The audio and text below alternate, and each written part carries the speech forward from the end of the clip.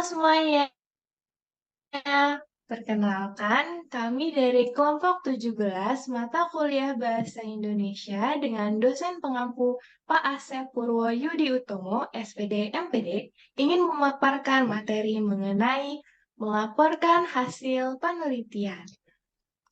Kami beranggotakan 9 orang, yakni saya sendiri sebagai Alia Khairunisa Indasari dengan NIM 23041400027. Dan saya Ahmad Ghazali Al-Maghribi Iskandar dengan NIM 23041400029. Saya Atifa Dian Kalista dengan NIM 2304140030. Dan saya Hamdan Bagus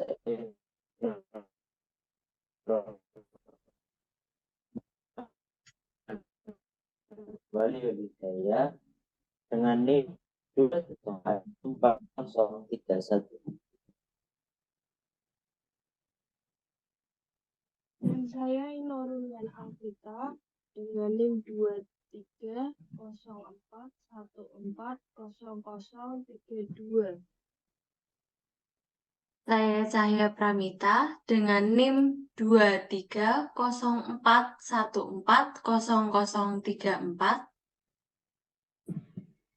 Saya Yusman Sri Utomo dengan NIM 23041400042. Saya Suparno Widina dengan NIM 2304140046. Saya Aan Dianjo Dewa Saputra dengan NIM 23041400047.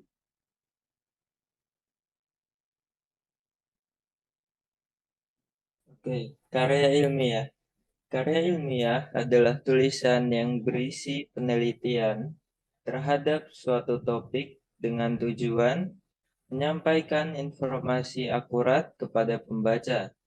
Ini melibatkan fakta yang terbukti, metode yang jelas, dan bahasa yang tepat.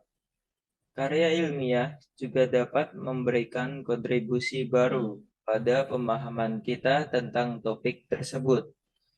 Jenis-jenis karya ilmiah antara lain, yang pertama ada makalah, biasa digunakan untuk seminar atau simposium dan lain-lain. Yang kedua ada skripsi atau tesis atau disertasi. Yang ketiga ada artikel jurnal. Karakteristik laporan hasil penelitian, yaitu yang pertama jelas atau clarity, yang kedua ringkas dan padat atau conciseness, yang ketiga koheren atau memiliki keterkaitan yang logis atau coherence, yang keempat penegasan atau penekanan yang benar pada aspek yang penting, yang kelima penggunaan paragraf yang bermakna, transisi yang halus dari satu topik ke topik yang lain, dan penggunaan kata atau kalimat yang sesuai dengan kaidah bahasa.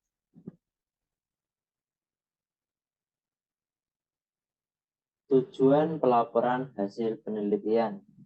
Yang pertama, sebagai bentuk pertanggungjawaban peneliti atas kegiatan atau penelitiannya kepada pemimpin yang menugaskan atau kepada penyandang dana dan lembaga yang menaungi peneliti. Yang kedua, mengkomunikasikan hasil penelitian dan implikasinya kepada pihak-pihak yang berkepentingan agar dapat ditindaklanjuti atau menjadi dasar bagi pengambilan keputusan dan menjadi acuan bagi penelitian selanjutnya.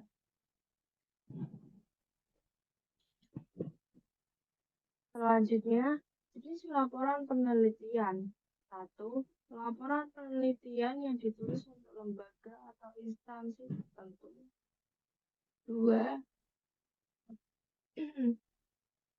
2. Laporan penelitian yang ditulis untuk memenuhi tugas sekolah atau kuliah seperti paper, skripsi, tesis, dan disertasi.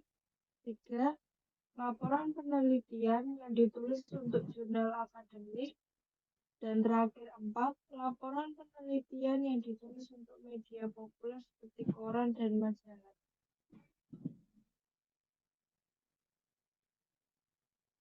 Selanjutnya adalah sistematika umum penulisan laporan hasil penelitian.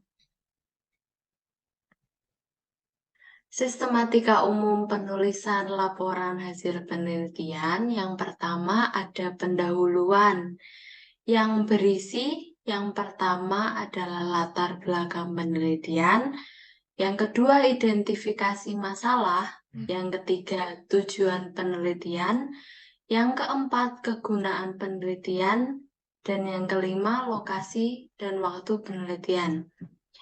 Selanjutnya yang kedua ada kerangka konseptual dan hipotesis yang berisi tinjauan pustaka, kerangka penelitian, dan hipotesis penelitian.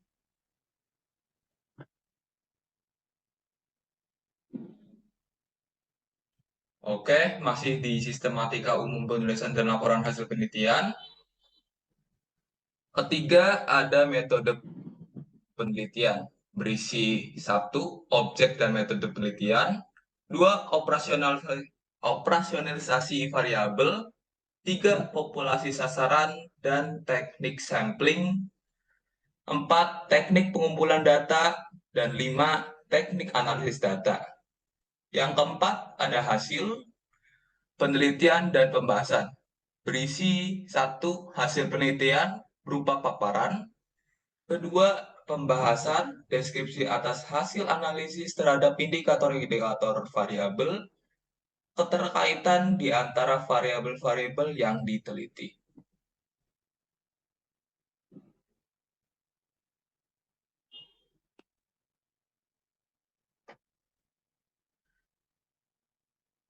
Selanjutnya ada simpulan dan saran.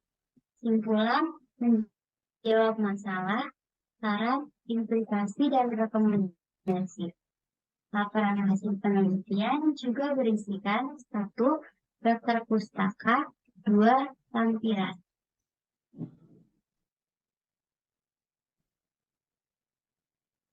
Baik, selanjutnya saya akan menjelaskan terkait perbedaan laporan hasil penelitian dengan laporan hasil kegiatan. Yang pertama, laporan kegiatan berisi laporan pertanggungjawaban atas kegiatan yang telah dilakukan. Sedangkan laporan penelitian ilmiah adalah laporan yang berisi laporan hasil yang dilakukan selama penelitian dan untuk publikasi hasil penelitian yang dilakukan. Baik, kami ucapkan terima kasih banyak atas perhatiannya. Mungkin itu saja yang dapat kelompok kami sampaikan.